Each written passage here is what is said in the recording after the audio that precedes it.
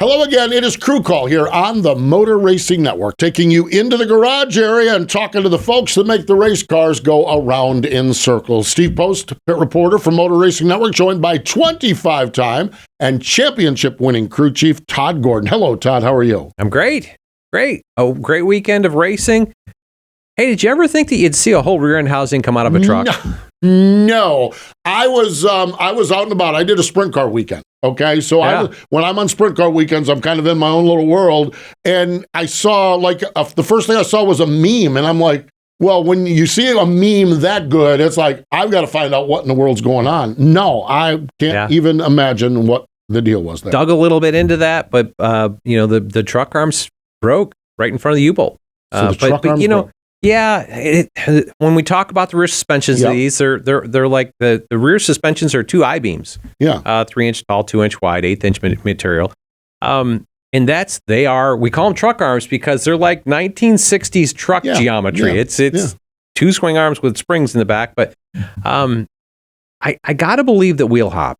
Marco Andretti, not familiar with the NASCAR world. Yeah, that makes sense. And a place where downshifts can really make that rear end, because what happens is when you really get on the brakes in the back or you downshift hard, the rear suspension wraps up, and that whole I-beam, it's 51 inches long, and it'll just twist itself, and it grips releases, and I think it's like a paperclip. You bend it enough times, it ends up breaking. This course, this is Cup Xfinity truck. This place is brutal because you have some of the most high speed areas, and then you have this is a big challenge for any car. Yeah, I feel like the braking zone into 12 is probably the biggest braking zone we'll see all year long. Wow. The Cup cars are north of 170 miles an hour and slowing down to 60, 50 to make the corner. It's a 110 miles. It's a 110 degree corner that they're coming to. So you're scrubbing 120 miles per hour out of that race. That's a big braking zone. As I think through it, I just don't. Watkins Glen at the bus stop has a decent one, but I think it's about 100 miles an hour. Yeah, I don't think. Challenge. And then you've got every facet here. You've got the rhythm section through the stadiums. You've got the S's. Yeah. You've got big braking zones. You've got big long straightaways. You've got everything. This test the elevation change into turn one till you stand in front of it. You don't understand it on TV. So a cool racetrack, and I thought good races in all three cases. Very clean in the Cup race. The only cautions we had were the stage breaks. How about we've talked about William Byron and Rudy Fugle. This is one of those teams we talk about, championship caliber front running teams. Rudy in his post race interview said there was two things to race for: the pole and the win, and we got both of them this weekend. What a great performance from car build to execution, and everything in between. Yeah, the whole weekend. Second best car won a race. Yep. First best was. Christopher Bell. Yeah, he was rolling. Christopher Bell, by far, was the best car. Yeah. That's my opinion. Yeah. My opinion, Todd's opinion, and that's opinions are my own. But he had a 19.6 second pit stop, the first stop, and that buried him. If he has a normal, and they had a fueling issue on it, there was a couple things that happened there. But that should have been a 13 to 14 second pit stop. If it's a 14 second pit stop, you win. I'm just going to throw it out there that, but to your point, they didn't execute perfectly. The 24 team did. They won the pole. That's executed. We went on Saturday. That's a big thing because they get you a pit stall. Yep. He called the conservative race, and Rudy's been on record of talking about this, that he could have two-stopped it, but he said, I'm going to short the stages, both stages, just play the conservative race. When you have a good car and you have track position in a good car, you can go more conservative. You don't have to roll the dice. And the worst pit stop they had, I think, was a 10.6. Man, they were good pit stops. So solid pit stops. There were 2 10s and a 9.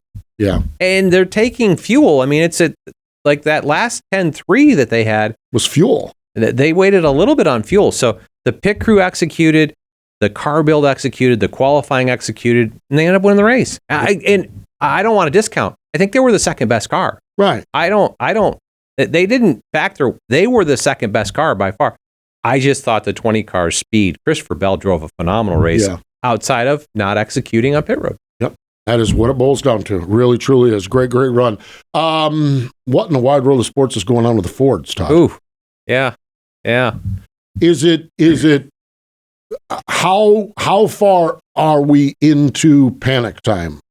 Well, I don't think we're there. Okay, yeah, and I don't think we're there because, it's funny because Monday night on Brad Gilly and I had this conversation on the late shift on Sirius XM. Go back a year. Go back 12 months. Yeah, 12 months. Yeah, everybody in the Ford camp was. We can't race.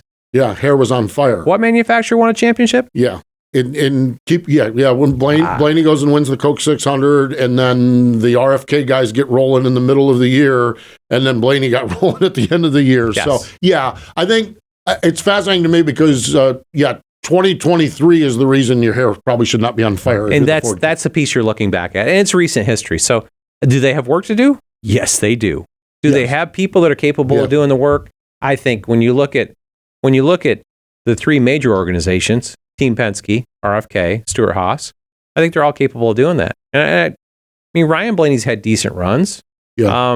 Not a great weekend, but I don't know that COTA is a place that I would look at as a stronghold for Team Penske. RFK, Brad looked like he was out to lunch. Oh. Chris Buescher salvaged a top 10 day. Road course guru right there. Road course ace. He really is good at that. We'll see where it goes. I'll be interested. I think after we get done with Martinsville, these next two races, with the simplified aero, diffuser, we'll see where everybody's at and what they've learned out of Phoenix coming forward. The Toyotas at Phoenix, I thought were exceptional. The Fords were decent. Mm-hmm.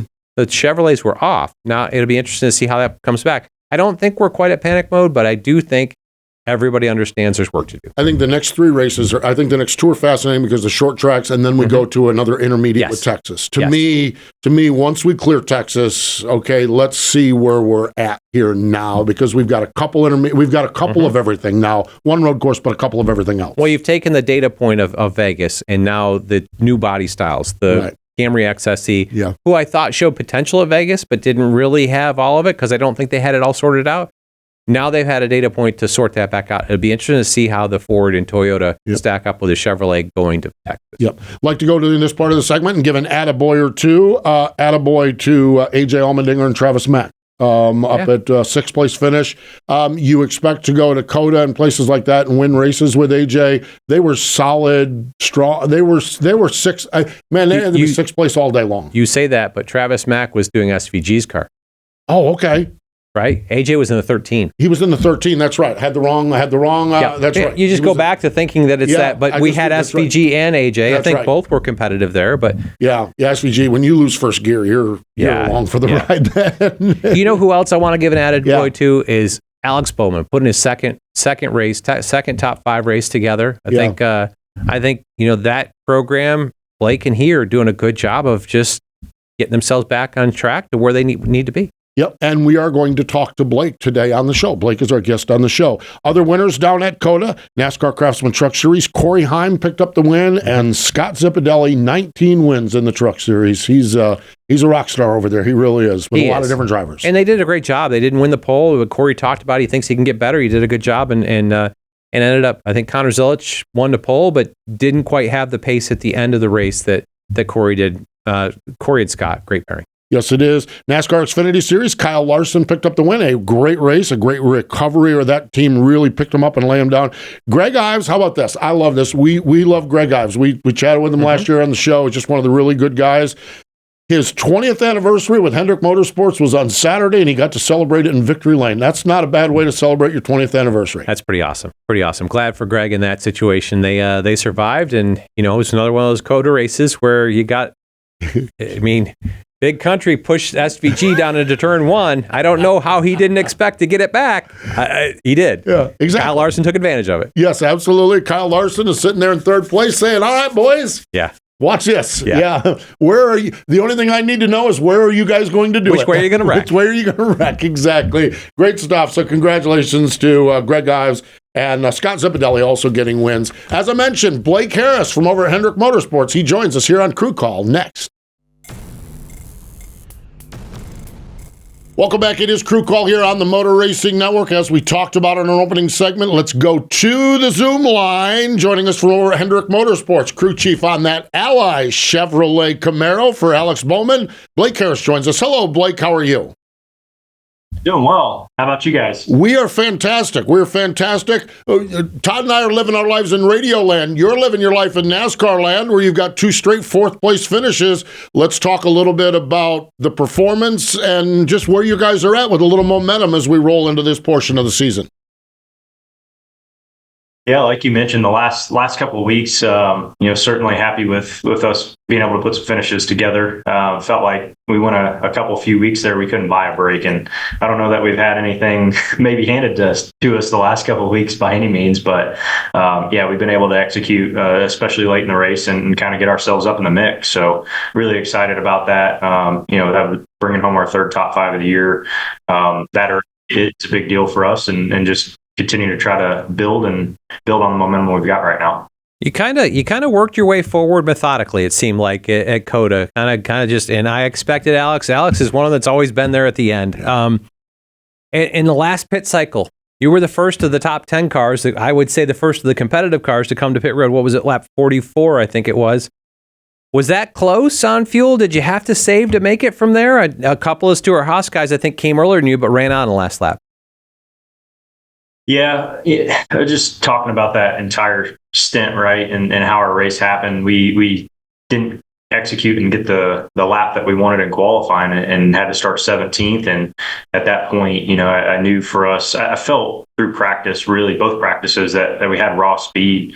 And Alex does a phenomenal job at COTA. I mean, he, like you mentioned, he's always in the mix there, does a really good job. And I just felt like, for a shot to win the race, we're going to have to throw everything out, right? Like we couldn't worry about stage points. It was just straight from the drop of the green, working on track position, right? So depending on when we pitted and how we pitted on guys we were racing, every call we made was just based on trying to chip away, as you mentioned, methodically through that and put ourselves in the best position. So really what happened there was we got coming up to that last pit cycle, we had just gotten into the top 5 that last little bit of run. So at the front half of those runs, our pace is a little bit different than the leaders. And we had come out and cut a couple laps right off the pit cycles, right? But you're still kind of managing your tires. So, we're a little bit of guesswork at fuel mileage. And I knew it was going to be tight. Our window of what we thought it was going to be prior to the race, we certainly pushed it by an additional lap there. But, we got right in that window. We were 4th. We got right in that window where I thought we may be able to jump those guys. And we put ourselves out. I mean, how the pit cycles go with traffic and all those things. And we just missed, one of the windows we were looking for. And we got stuck on a couple lap cars there on that out lap. And that really was our opportunity. I felt like, yes, we were going to be tight on fuel. Yes, even if we'd come out with a lead, we're going to have to get a little bit better mileage, and essentially what we did. But, I felt confident if we could get him to the lead and let him dictate the pace early on there, manage his tires a little bit better, that we would have a shot. And that was what I thought our best shot was, to win the race. And I knew if, I knew it was going to be tight with another HMS car as good as the 24 was. And once we didn't come out with a lead, he was driving wheels off trying to go get the lead, and we just kind of burn our stuff up through traffic. And once the 54 and 20, got by us, at that point, it just made the most sense to make sure we could bring it home on fuel. Yeah, definitely one of those things. I guess I want to hit this one. We go back to where this aero package debuted itself at Phoenix. Chevrolets as a whole were pretty disappointed and nervous about the output of Phoenix. Both you and the 24, and actually Ross Chastain in the 1, look pretty competitive here at COTA. Does that calm the concerns about this aero package? I mean, I don't know. I mean, as competitors, right? We just want to continue to improve. So I don't know that I can relate a lot of the Phoenix to road course stuff, right? Like there's so much different, so many unanswered questions that at least that I feel like we have at this point in the year. We're on the very early stages of development, right? With the lack of, wind tunnel time and things that we get. I mean, I got a list of 100 things that we don't have answers to. So super fortunate that we were able to, hit the balance relatively well. I think, the guys that you're mentioning, Ross has run really well there. William's been really good at the road courses of late, and really as a whole in the next gen through his career. Alex runs phenomenal at COTA. So I don't know that I put a ton of correlation yet into that package and how, we feel as Chevrolet or in the Chevrolet camp. But, I was really proud of HMS's speed, right? Like Kyle got up to fifth before he got spun. The 9 was right in the mix there with us for a while until he got his off track, limit issue. So, I feel good as a whole as far as what we're building here at HMS. And, I don't know. I'm slow to move on opinions, right? Like I need more data, more data points to have an opinion. But certainly, I don't think that I would correlate, Phoenix and COTA with that package yet until we get. I think I may have a different opinion after a couple of weeks. So how about that? Yeah, we've got 2 of them coming up where we get to run this again. Your list of 100 things that you have question marks on. Were there any that popped up on it this weekend that you didn't suspect? No, I don't know that there was much this weekend that I didn't anticipate.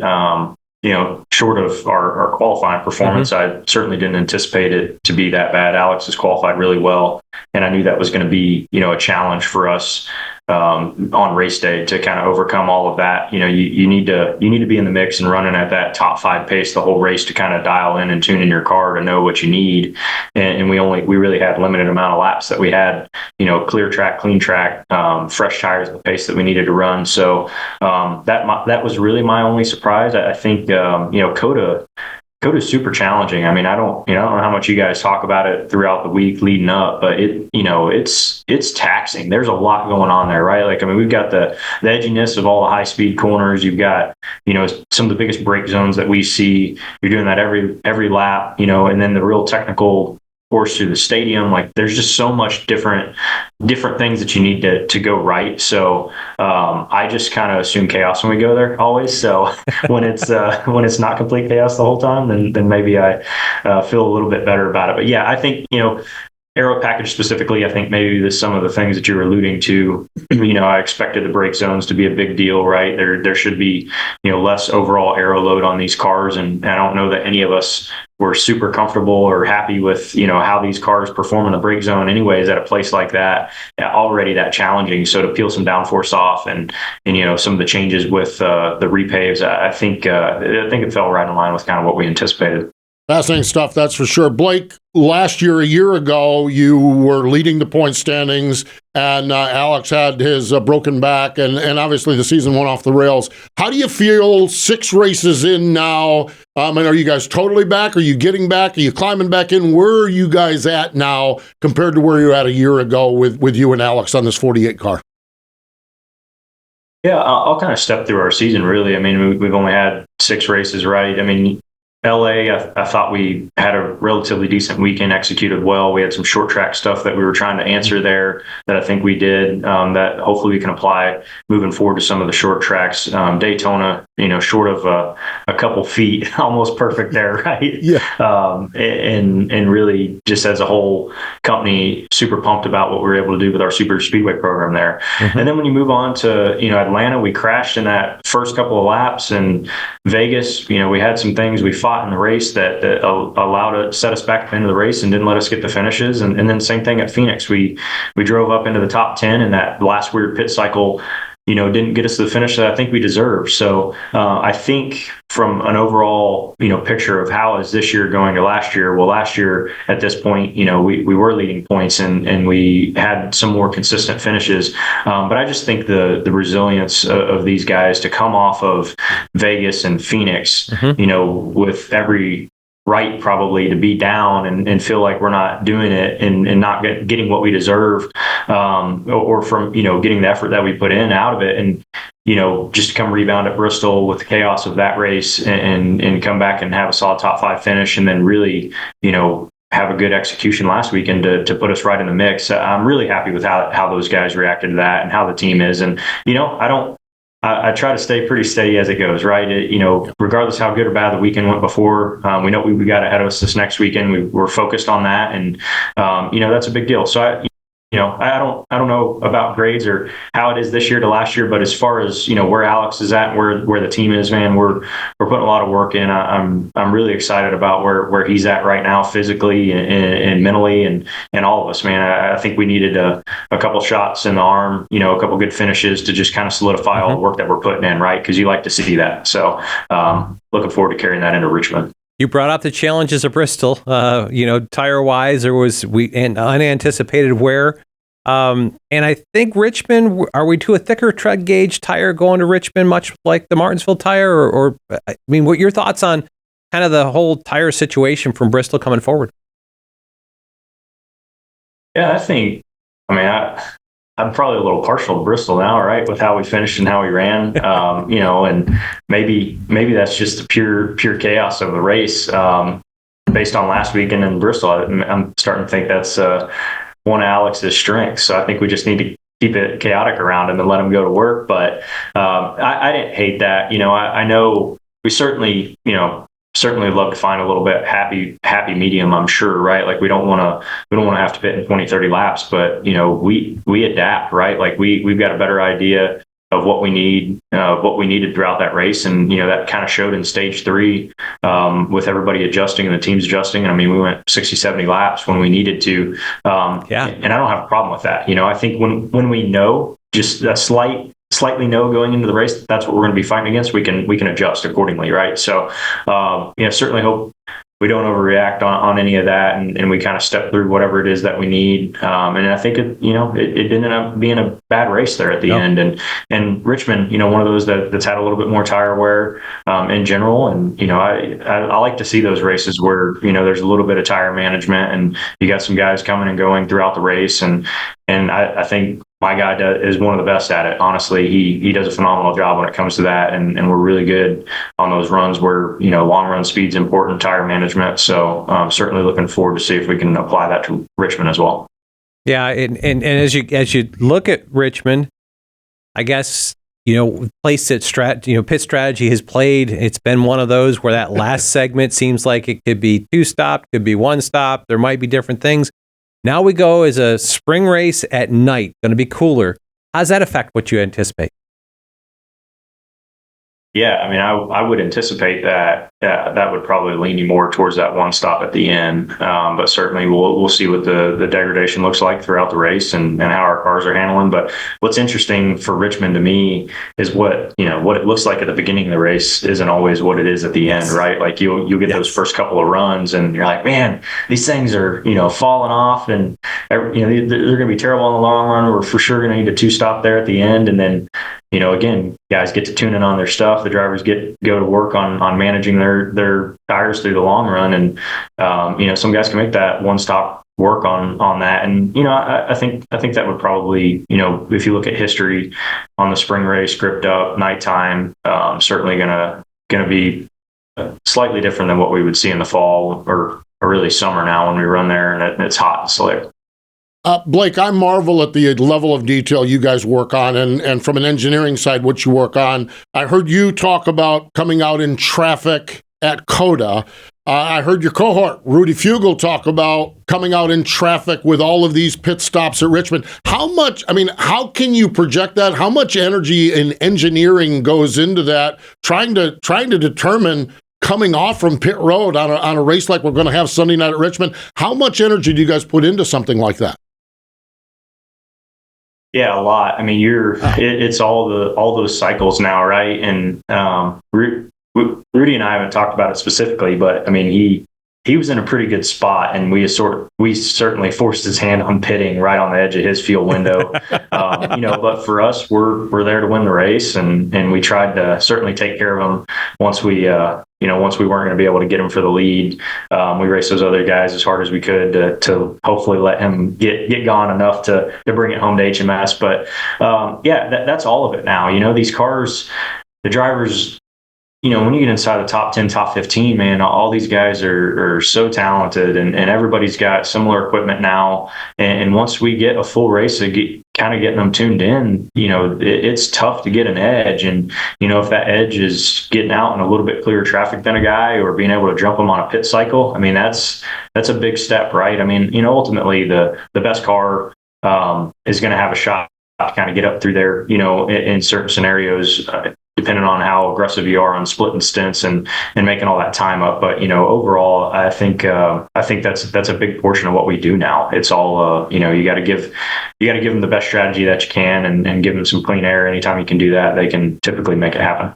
The details always amaze me. They really do. When Rudy said that, and then you talked about it coming out of COTA, I'm like, I don't know. This is the difference between radio guys and engineers and crew chiefs, no doubt. And it's really fascinating. It really is. Blake, congratulations on the momentum that you guys have gotten, and we hope you can certainly continue it on with Richmond, Martinsville, and on throughout. We appreciate you joining us here this time on Crew Call. Yeah, I appreciate it. Thanks for having me. We'll see you guys out there. You got it. We'll see you up there. There you have it. Blake Harris, crew chief on the Ally Chevy Camaros for Alex Bowman at Hendrick Motorsports. Stay tuned. More Crew Call in just a moment. Welcome back. It is Crew Call here on the Motor Racing Network. Todd Gordon and Steve Post. And I love Blake Harris. Two things, and one of them I stated during the interview. The level of detail that goes into this is unreal. The strategizing, the engineering as to projecting coming off from pit road in traffic or not traffic, that boggles my mind how you even do it when you look at trends and cycles and different other people. It's amazing. We've done that for years now. I understand. I'm not shocked at that, but there's another level of detail that's amazing. We gave everybody the same cars, the same components, and the same elite programs are the ones winning the races because they're focused on all the details is what still makes them exceptional. This is where we talk about big teams versus little teams, engineering support. We've talked about this with the transition of JTG to Hendrick Motorsports, the transition of Front Row to Penske. It is great to have all of this information, but it's the layers and layers of engineering support to get to these details. And not only just having the information, but being able to digest it. And that's having more people available that can look at the little details. And to his point, I mean, the difference, if you can look at it and figure out your pit cycle and come out in front of a car, or if you look at traffic, if there's 3 or 4 cars that are racing their guts out, you pit and fall in behind them, you can't go anywhere. Yeah.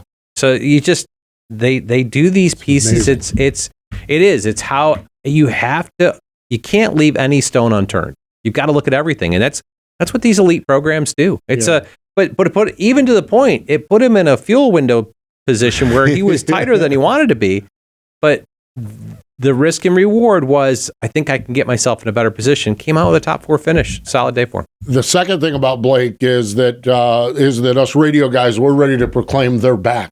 They're back to where they are. I love Blake's just like, okay, we need a little bit more time. We're better. I like that you use the word back. Yeah, since he broke his back. Oh my gosh! Now that's radio punning. There, that's right. No, it's just I like the pump the brakes here. We have 2 4th place finishes. We were leading the points last year, but we have momentum. They have momentum, and they've and as Blake talked about, they got taken out at Atlanta in a situation. That's just part of what speedway racing is. Racing, but 11th in points and building momentum. I think they've got a couple racetracks that they can. They can be in a really good spot.